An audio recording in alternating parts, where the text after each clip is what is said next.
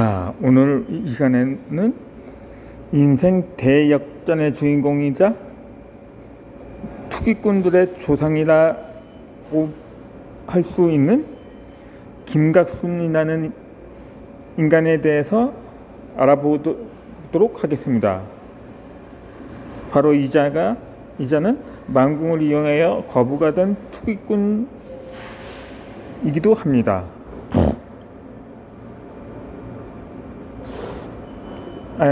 이 김갑순이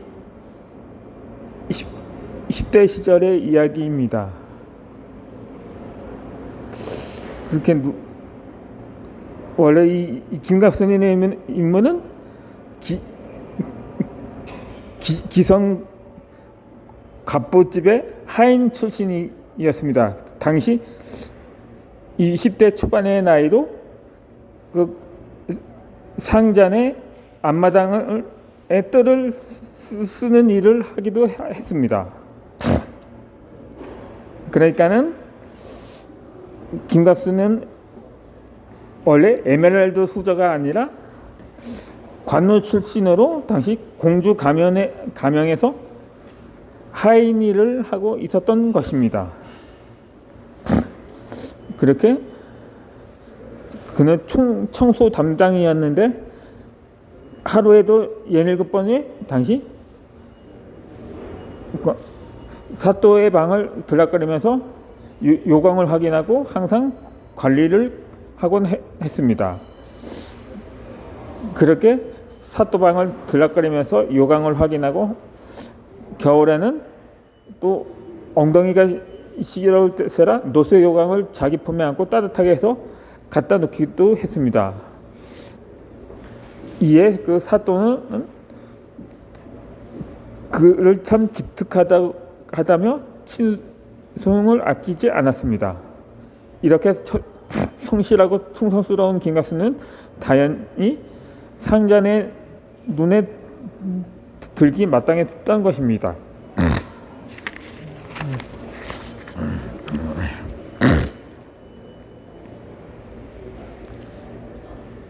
바로 이자가 바로 김갑순입니다.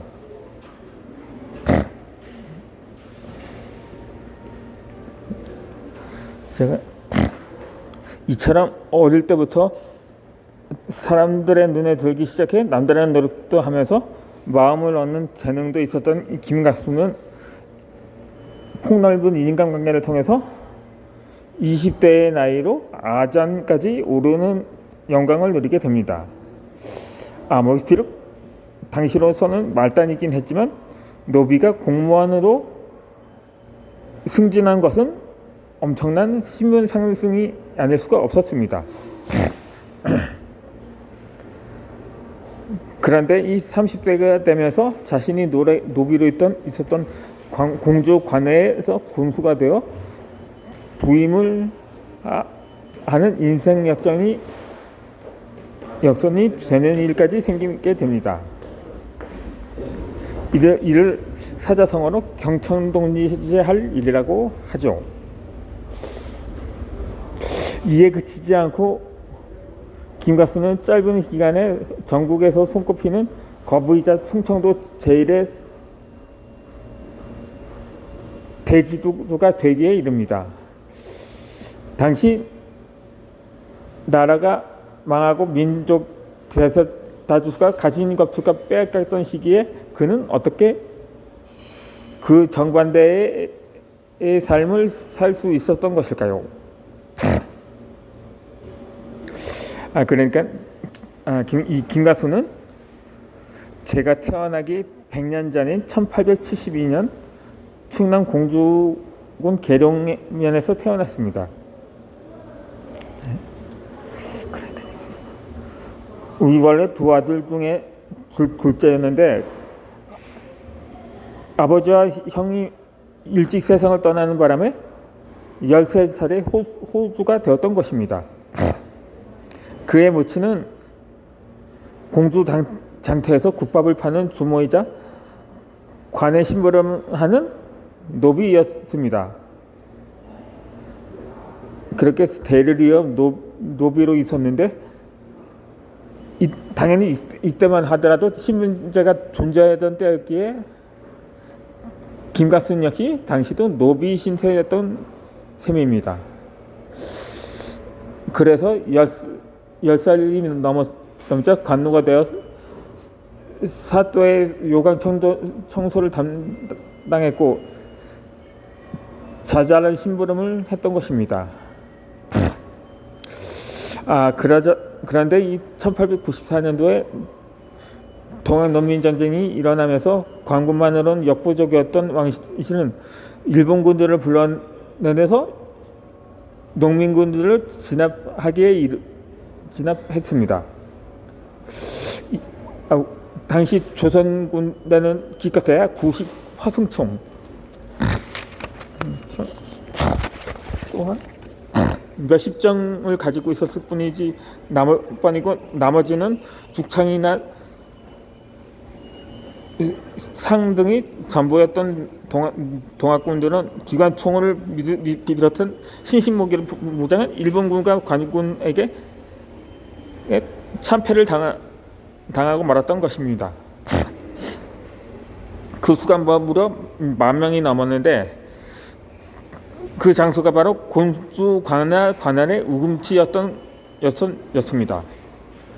이때 김갑순은 20살이 넘어서 군용 관노로서 군대 관련 업무를 보고 있었습니다. 그래서 이 모든 참상을 누구보다도 가까이서 보고 듣고 겪으면서 일본이 얼마나 무서운 힘을 가졌는지 절실히 깨닫게 되는 계기가 됩니다.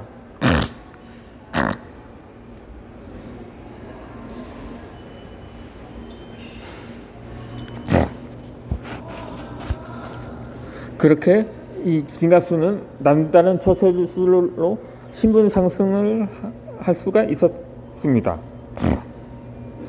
물론 이때까지 또 관노로 일하고 있었는데 어느 날 김갑순은 노름꾼을 잡으러 갔다가 추행을 당하기 직전에 한 여성을 구해주는 일이 있었습니다. 이 여성은 김갑순에게 감사의 말을 전하면서 오라버니가 아니었으면 꼼짝없이 놀이객감이 되었을 거라고 말을 했습니다. 그렇게 고마워하는 그 여인과 김갑순은 이날 사건을 계기로요 의남매까지 맺게 됩니다. 얼마 후에 그 여자는 충청 감사의 소실로 들어가게 되는데 이것을 김갑순이 중매를 섰다는 이야기가 나옵니다. 이 충청 감사의 총애를 받던 그 여자 덕분에 김갑순은 충청 간선찰사부의 아전이 되는 행운을 얻게 되는데 이 노비 출신이라 글을 배우지 못했던 단점이 있었던 김갑순은 관료가 된 후에 독학을 통해서 한글과 한자를 통달하게 됩니다. 그렇게 아전이 된 후에 김갑순의 처세술은 더욱 발휘를 하게 됩니다. 그때까지만 해도 어려운 살림에도 불구하고 월급을 받으면 윗자리에 전부 상납받고 자기는 부스러기 수입으로 생활을 해 나갔습니다. 그렇게 이 상전들이 김갑순에 대해서 탐탁지 않게 생각한 결과 김갑순은 1900년도에 육국 공무원에 해당하는 주사직을 수행하게 됩니다. 주지사직은 아닌데 이듬해에는 중추원 의관을 거쳐서 내장원의 봉사관으로 자리를 옮기게 되고 그 자리에 또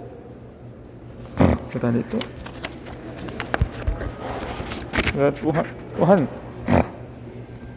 이 김갑순이 아전으로 있었을 때 도움을 준 적이 있었던 고관이 그를 서울로 불러들인 것이었습니다. 이 왕실 소유의 땅이나 기타 재산을 관리하는 내장원 봉쇄관 자리는 중간에서 세금을 더 걷거나 빼돌리는 일이 얼마든지 가능했습니다. 1년 만에 많은 돈을 모은 김갑수는 벼슬 자리를 사서 1902년도에는 부여 군수가 됩니다. 이 원래 김갑수의 본명은 김순갑이었는데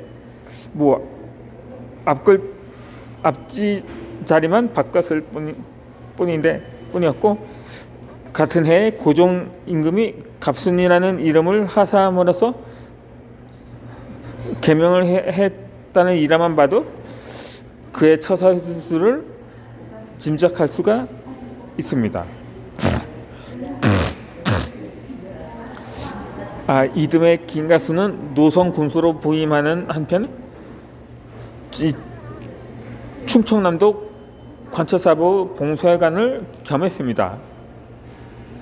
이 봉쇄하는 게 아니고 그냥 봉쇄, 일종의 무슨 세금을 걷는 직종의 일종인 것 같은데, 이 왕실에서 분가하여 나누어준 토지인 선의공 공장 토 추천 마지기에 대한 소적 관리를 김갑수는 맵부인 하치관에게 맡겼습니다. 그런데 한 마지기당 별을 한 섬씩 더 받아 중간에 가로챘고, 군영농지에서 농지에 대한 소장료 역시 터무니없이 받아 챙겨서 농민들의 원성을 사기 시작을 했던 것입니다.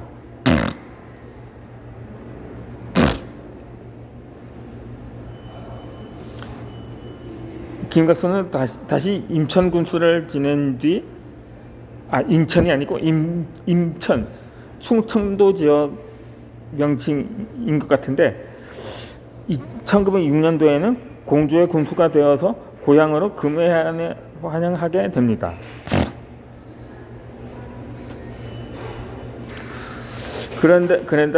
그러자 관노 땅에게 어찌 소인의 칭해가며 굽신거린 것이냐며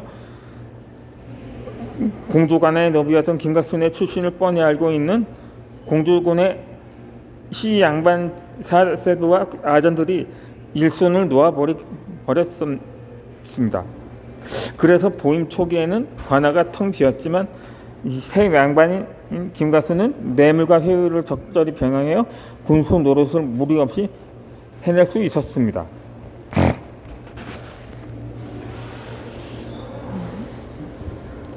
그러니까 당시 세인들은 개벽천지요, 요새 시 양반 꼴이 되어가는 것 좀 봐. 아무라도 큰 집 살고 돈 많으면 새 양반이지 뭔가 하면서 신세 한탄을 잇따르기도 했습니다. 꽁 잡는 게 매지, 아무라도 꽁 잡으면 매너로 타는 거요, 이런 식으로 당시 공수 사람들은 이게 말을 흔히 나누었습니다. 이렇게 망하고 흥할 기회가 공전했던 구한말 떼돈을 번 씨는 부자도 많았습니다. 이 돈으로 버섯을 팔고 사는 일이 성행하여 새 양반이 수두룩하게 등장했는데, 이 김갑수는 그 중에 대표적인 인물이었던 것입니다. 이어서 김갑순의 일대기에 대해서 강의를 하도록 하겠습니다.